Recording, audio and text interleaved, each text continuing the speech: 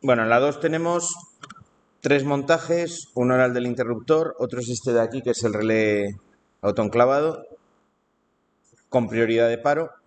Y el tercero es este de aquí, que es el relé autoenclavado o autoalimentado con prioridad de marcha. Bueno, son tres maneras al final de tener un relé funcionando, ¿vale? De poder arrancar y parar un relé. Con un interruptor directamente muy sencillo, porque ya el propio interruptor tiene una memoria mecánica. Él queda en la posición en la que yo le deje, con lo cual mantiene la alimentación en el relé y no necesito nada más. Esta no se utiliza más que en contadas ocasiones, cuando simplemente una máquina va a arrancar de manera directa, pues normalmente voy a utilizar un interruptor. Se suelen utilizar interruptores rotativos más que del otro tipo. Y bueno, podría ser una solución perfectamente válida para una máquina que simplemente tiene un motor y arranca y para, ¿no? Sin más. Bueno, muchas veces lo que vamos a tener en las máquinas son señales de pulso. Voy a tener un sensor que me va a dar un pulso cuando una parte determinada de la máquina pasa por delante de él. Voy a tener una señal, pues no sé, de que alcance una temperatura también, que muchas veces es con un pulso. Y yo esas señales necesito memorizarlas. Por eso existe este tipo de montaje. ¿Vale? Aquí está hecho simplemente con pulsadores, pero esto al final en una máquina real pueden ser cualquier tipo de señales de sensores. Al final son contactos que se abren y se cierran, y realmente para diseñar el circuito me da igual cuál es lo que hace que ese contacto se mueva, ¿no?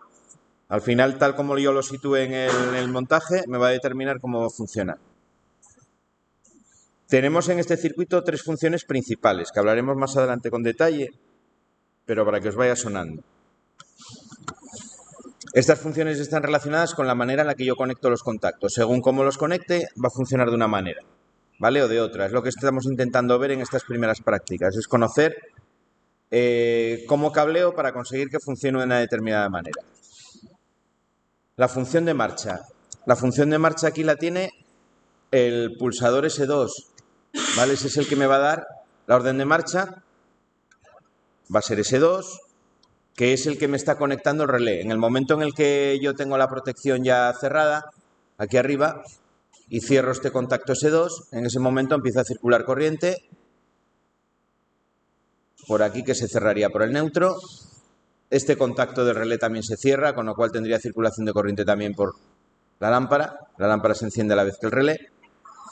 Este contacto que está en paralelo con la marcha también se cierra y también está circulando corriente por aquí, ¿vale?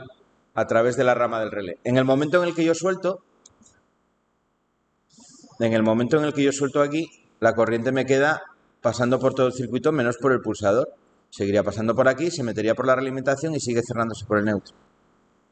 Ahora el relé ya está encendido. Yo ya no estoy tocando nada en el panel. El relé permanece activado. ¿Por qué permanece activado? Por la realimentación, ¿no? Este contacto que yo tengo aquí, ese contacto es el que está haciendo que el relé permanezca conectado. Al final es un contacto del mismo, es decir, el mismo K1A es el que se está dando alimentación a través de uno de sus contactos auxiliares abierto. Por eso esto se llama también autoenclavamiento, realimentación, autoalimentación, tiene muchos nombres, ¿vale? Lo vais a ver con muchos nombres, pero siempre es lo mismo. Un contacto del propio relé en paralelo con la marcha para sustituir a esa señal de marcha una vez que el relé se ha activado. Al final lo que está haciendo es puentear la señal de marcha, no es como si siguiese pulsando el pulsador. Bueno, con esas dos funciones yo ya puedo tener... Buenos días.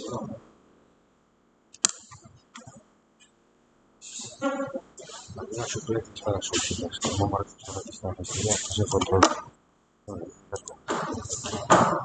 Vale, aquí... Vale. Tiene tarea y eso. Vale.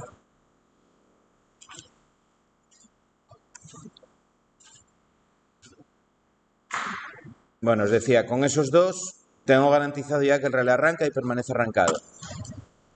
Como el relé ahora está permanentemente arrancado, yo necesito un tercer elemento, una tercera función que me consiga parar el relé. Ahí es donde entra en juego el S1, ¿no? El S1, que tiene un contacto normalmente cerrado. Cuando está en reposo va a estar dejando pasar la corriente, no va a tener ningún efecto, simplemente la corriente pasa a través de él. Y lo que hago es que cuando yo pulso sobre ese sobre S1, este contacto se abre y me interrumpe toda la corriente que pasa por aquí. Toda esta corriente me la interrumpe. ¿Vale? La que pasa por ahí, la que está pasando en ese momento también por la realimentación y la que está pasando por aquí. Lo que hace es pararme el relé. En el momento en el que yo corto la corriente, el relé se para, su realimentación también se abre y dejo de tener corriente por el circuito. El circuito se pararía. ¿Vale? Función de marcha. Conecto el relé. Función de realimentación. Una vez que conecto, me puentea esa marcha o se pone en paralelo con la marcha para que siga pasando la corriente. Y función de paro, una vez que está arrancado, lo que hace es cortar toda la corriente que va al relé para pararlo. ¿Vale? Interrumpo la corriente. Esta función de paro es muy típica de las máquinas. Vais a tener en muchas máquinas sencillas cosas como esto, ¿no? Un montón de paros, todos al empezar el circuito. ¿Por qué voy a tener un montón de paros? Bueno, cuando tenga un motor va a haber una protección térmica con un contacto auxiliar que va a hacer el paro del motor si salta esa protección, para que el motor no rearranque una vez ponga en tensión el circuito otra vez. Voy a tener, por ejemplo, resguardos en la máquina, las protecciones estas de metraquilato que se cierran para proteger al operario. Eso tiene un final de carrera que detecta si está cerrada. Si está abierta no te va a dejar funcionar la máquina. ¿Vale? Por eso aquí vais a ver contactos cerrados o abiertos, según cómo disponga yo el final de carrera, pueden ser los dos. Pero son contactos que te van a interrumpir la corriente en cuanto abras la puerta. ¿Vale? En cuanto abra la puerta, si está la máquina funcionando y el operario la abre, la máquina se para. Puede tener más de uno, puede tener uno ahí, puede tener otro a lo mejor donde esté el cuadro eléctrico. Tiene también un pequeño interruptor que cuando se abre el cuadro, si la máquina está en marcha, la máquina se para. Para impedir que hagas alguna pifia ahí en el cuadro mientras está funcionando. ¿Vale? Todo eso son órdenes de paro. Normalmente van a ir aquí. ¿Vale? Pueden ir en principio en cualquier punto donde se interrumpa toda la corriente del relé. Por aquí creo que os hago una pregunta. Que dice, ¿es posible instalar el pulsador de paro S1 entre los bornes K1A, A1 y X1, 5? Es decir, os está preguntando si es posible poner el pulsador de paro ahí en medio. La respuesta tiene que ser sí, claro que es posible, va a funcionar exactamente igual. ¿Qué más da que esté aquí arriba, por donde pasa toda la corriente del relé cuando está funcionando, que lo ponga aquí en medio, se entiende debajo de la realimentación, cuando está pasando toda la corriente del relé? Me la va a interrumpir en cualquier caso, ¿no? Da igual que lo ponga arriba, que lo ponga abajo, mientras pase toda la corriente del relé, va a funcionar exactamente igual, arriba o abajo. Normalmente luego la manera de situarlo es por el cableado. La manera de situarlo más adecuada será por el cableado. Vale, aquí en este caso por cableado me daría igual, porque bueno, da igual realmente que la borna esté aquí arriba o que la borna tenga que ponerla aquí abajo para entrar al cuadro. Mismo número de bornas, cableado más o menos igual. En este caso sería, incluso desde el punto de vista del cableado, sería igual. ¿Se entiende cómo funciona? Porque aquí en esto desde el principio lo importante es entender los... Estamos, por un lado, aprendiendo a cablear y, por otro lado, empezando a comprender los circuitos más sencillos. ¿Vale? Es la finalidad que tienen estas prácticas.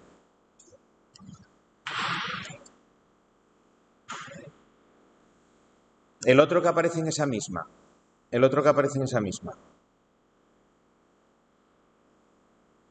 Aparentemente, una vez que lo monte, vais a ver que funciona igual.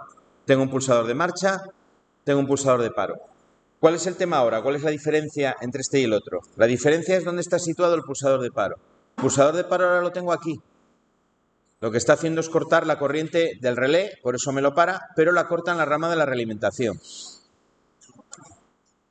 Es decir, cuando esté funcionando el circuito, esto va a hacer algo así.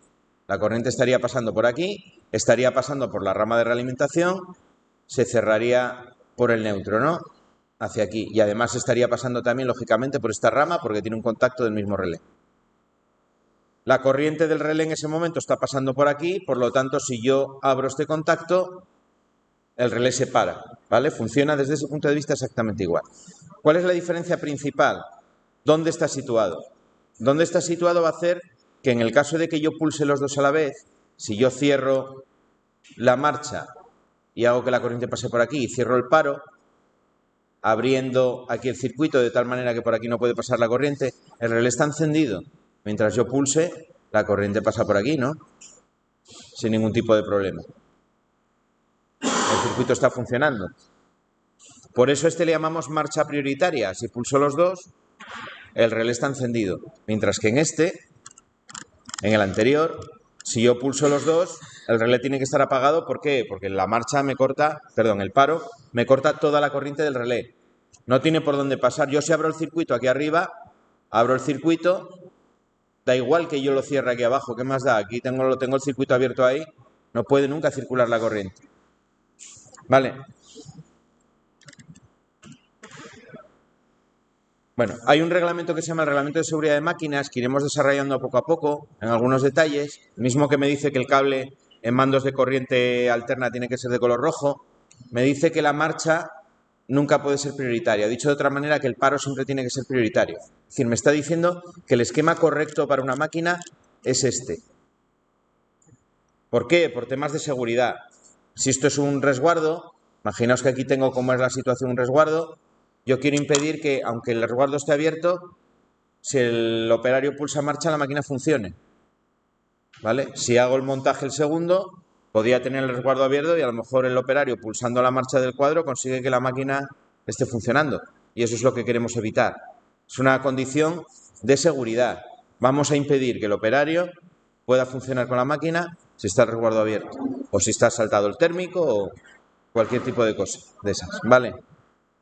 Se puede hacer, alguien me dirá si alguien ha trabajado en algún taller mecánico con máquinas de mecanizado. Si están todas puenteadas, pues sí, al final en la realidad empiezan a fallar los finales de carrera, por ejemplo, que hay en los resguardos, se acaban desajustando. Siempre que tenéis un dispositivo en una máquina que va a detectar posición mecánicamente, porque otro elemento se apoya sobre él, como son los finales de carrera, se acaban desajustando. Sus tornillos se aflojan, empieza a tener holgura y llega un momento en el que no me va a dejar funcionar la máquina. A lo mejor yo cuando cierro el resguardo no se aprieta correctamente y la máquina no funciona, incluso en el resguardo cerrado. ¿Qué es lo que se hace muchas veces?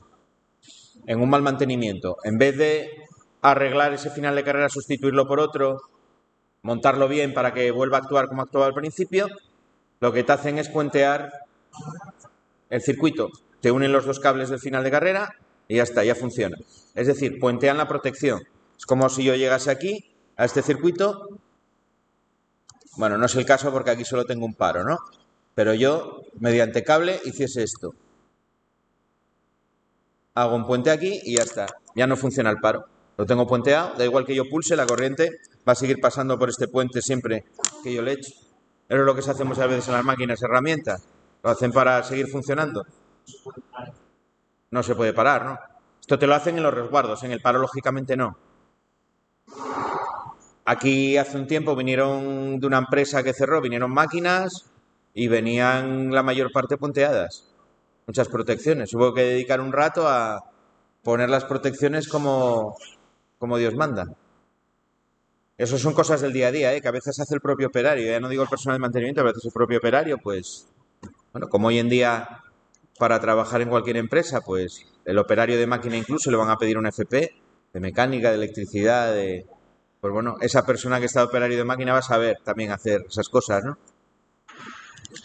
Bueno, es importante eso, que lo recordéis. Paro siempre prioritario, ¿vale? ¿Y cómo funciona el circuito? Saber cómo funciona el circuito es lo que me sirve después para buscar averías. El encontrar una avería no es magia, es saber cómo funciona el circuito. Si yo, por ejemplo, en este circuito de aquí, veo que cuando pulso el relé funciona, pero en cuanto suelto, el relé se vuelve a apagar, tengo que pensar que el problema lo tengo que tener en la realimentación. El problema lo tengo que tener o bien aquí, en uno de esos dos potenciales. Una de estas dos conexiones está interrumpida en la rama de la realimentación y por eso no consigo que se realimente. ¿Vale? Cuando tengo un fallo en un circuito es muy importante ver cómo funciona mal, porque el propio circuito me va a estar diciendo muchas veces cómo tengo que solucionarlo. Si lo que no me queda es el enclavamiento, la realimentación, bueno, el problema lo tienes en la realimentación. ¿Por qué? Porque si pulso el relé funciona, quiere decir que la corriente está pasando por aquí, esta rama está perfecta. Si yo además pulso los dos a la vez y el relé se para, quiere decir que el paro está bien instalado. Tampoco tengo problema con el paro, el problema no puede estar más que aquí. Entonces miro del 1,1 hacia arriba, miro del 1,4 hacia abajo en ese contacto y a ver si me llegan todos los cables donde tienen que llegar. Lo más fácil es coger el polímetro, mirar la continuidad, me pongo en cada uno de los potenciales y verifico continuidad entre todos los bornes de ese potencial. Primero en el de arriba y luego en el de abajo. Probablemente llegue uno de esos, no me va a dar continuidad y va a ser el cable que me falta. Vale. Digo esto porque es una avería muy típica. Cuando estamos montando es fácil olvidarse de poner un cable, no es nada raro, ¿no? Creo que el otro día había alguien por ahí que le pasaba.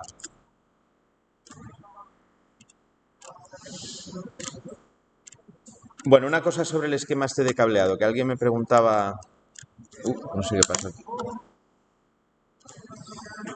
En este esquema a la hora de cablear, tengo que poner los cables hasta donde llegan directamente. Si, por ejemplo, en la borna 4, imaginar aquí me tienen que entrar 2 cables en el tablero, yo llevo uno por la línea y el otro lo llevo por aquí a mitad de cuadro. Tiro una línea así un poco en ángulo y luego ya por mitad de cuadro con la regla trazo el otro, ¿vale? Lo mismo si tengo que entrar, por ejemplo, a lados con 2 cables, pues puedo tirar uno por aquí y el otro saldría aquí con un determinado ángulo hacia arriba, por ejemplo, ¿vale?